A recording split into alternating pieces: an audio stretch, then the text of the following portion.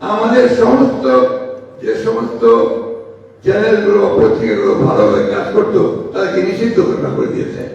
Channel 1 কে দিয়েছে, আমার দেশ পত্রিকাকে দিয়েছে, দিগন্ত চ্যানেলকে দিয়েছে, ইসলামিক টিভিকে বন্ধ করে দিয়েছে। তাদের কাজই হচ্ছে যে যেন মত প্রকাশ করতে না পারে। এবং দেখেন এখানে সামাজিক ভাইয়ের কথা বললেন, অনেকে আপনার মিডিয়ার কথা বললেন। মিডিয়া তো সব মিডিয়াতে একটা যারা সাংবাদিক তাদের হাতে নাই, ওগুলো বিজনেস হাউসের হাতে চলে গেছে, কর্পোরেটরদের কাছে চলে গেছে।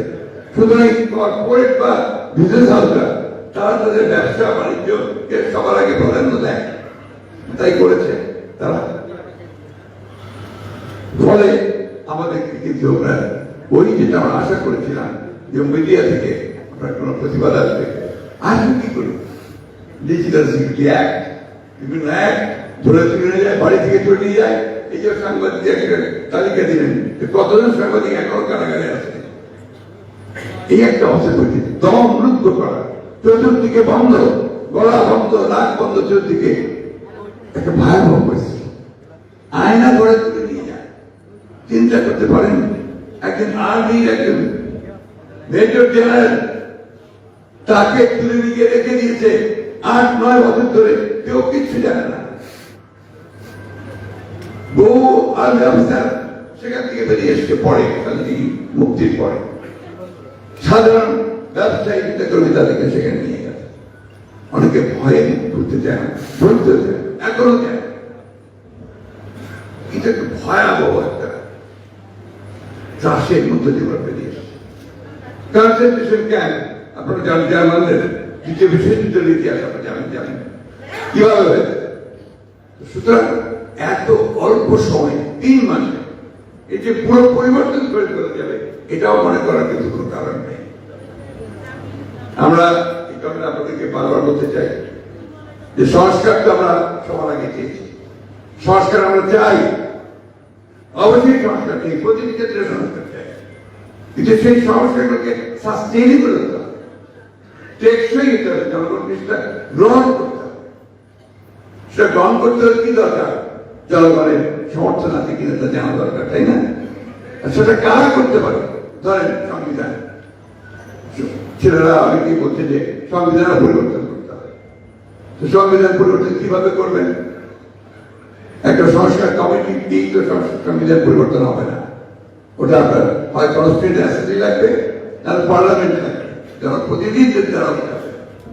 তো সেটুকু তো আপনাদেরকে মনে করতে হবে এবং ধৈর্য ধরতে হবে। আর একই সঙ্গে সবচেয়ে বেশি প্রধান যে জিনিসটা দরকার, যেটা যারা মানুষ প্রাণ দিয়েছে, একদিকে যেমন আপনার পরিবর্তন যারা প্রাণ দিয়েছে, একই সঙ্গে একটা নির্বাচনের জন্য তারা প্রাণ দিয়েছে। এই নির্বাচনটা যত দ্রুত হবে, বারবার আমরা বলে আসছি কথাটা, ততই দেশের জন্য মঙ্গল হবে। এই কথাটা আমার একার না, যারা একটু ভাবছেন, যারা একটু চিন্তা করছেন যে হয়তো প্রসিড, হঠাৎ করে কিছু বললেই, হঠাৎ করে কিছু করে ফেলা কতটুকু সাস্টেনেবল হবে, সেটা তো অবশ্যই চিন্তা করতে হবে।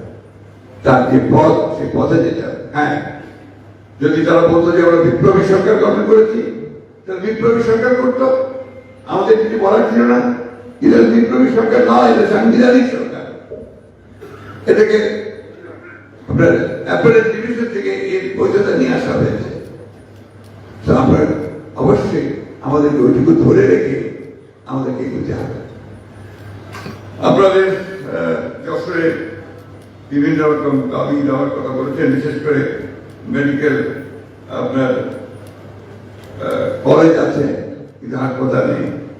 এটা এই সরকারের যে প্ল্যানিং, তারই একটা আপনার নমুনা, যে আপনার কলেজ আছে, হাসপাতাল নেই। এটা বহু জায়গায়, আর কিছু তো নেই, সব তো ডিস্ট্রয়। কোথায় আপনি কি পাবেন? কিছু খুঁজে পাবেন না। যেমন কোথাও তো নিয়ম দায়ী কারণে একটা মাত্র ছিল যে তারা টাকা বানাচ্ছে, অর্থ পাচার করছে, ব্যাংকগুলোকে একদম ফোকলা করে দিয়েছে, কোনো ব্যাংকে কিচ্ছু নেই এখন।